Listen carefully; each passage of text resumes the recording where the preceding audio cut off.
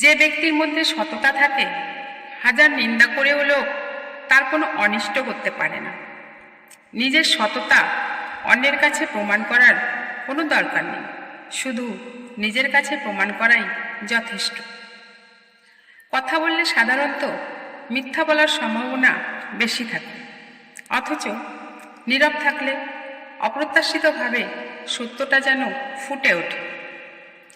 সব কথার যে সকল সময় জবাব দিতে হয় তা কিন্তু নয়। সম্মান বাঁচাতে কখনো কখনো নীরব থাকতে হয়। এটা সাধারণত জ্ঞানী ব্যক্তিরা করে থাকেন।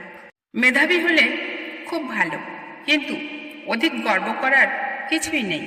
শয়তানও কিন্তু মেধাবী ছিল, তবুও ঘৃণিত ব্যক্তিত্ব, এবং সততা না থাকলে সে মেধা ঘৃণিত। আক্ষেপগুলোকে কখনোই সামান্য কান্নার মাধ্যমে নষ্ট করতে নেই, বরং একে ততক্ষণ পর্যন্ত অতি যত্নের সাথে সঞ্চয় করে রাখা উচিত যতক্ষণ না নিজের স্বার্থ হাসিল হয় এবং এই গভীর আক্ষেপ থেকে বেরিয়ে নতুন আলোয় জীবন শুরু হয়।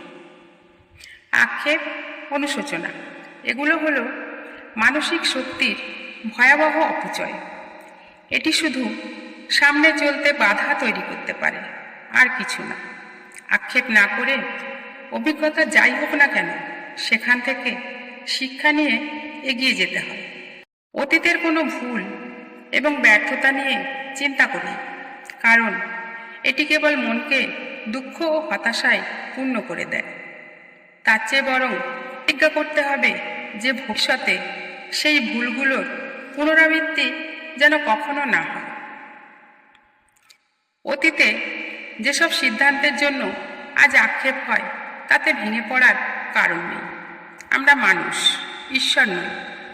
অন্য সকলের মতো আমাদেরও ভুল হয় এবং তা হওয়াটাই স্বাভাবিক। ভুল শোধরানোর পথ নিজেকেই খুঁজে নিতে হবে। হাসতে পারা ও নীরব থাকা বিশেষ দুটি গুণ। অনেকেই সব পরিস্থিতিতে হাসতে পারে না, আবার অনেকেই আছে চুপ থাকতে পারে না। চেষ্টা করতে হবে, কারণ হাসির মাধ্যমে যেমন যে কোনো সমস্যার মুখোমুখি হওয়া যায়, তেমনি নীরবতা দিয়ে অনেক সমস্যাকে পাশ কাটানো যায়।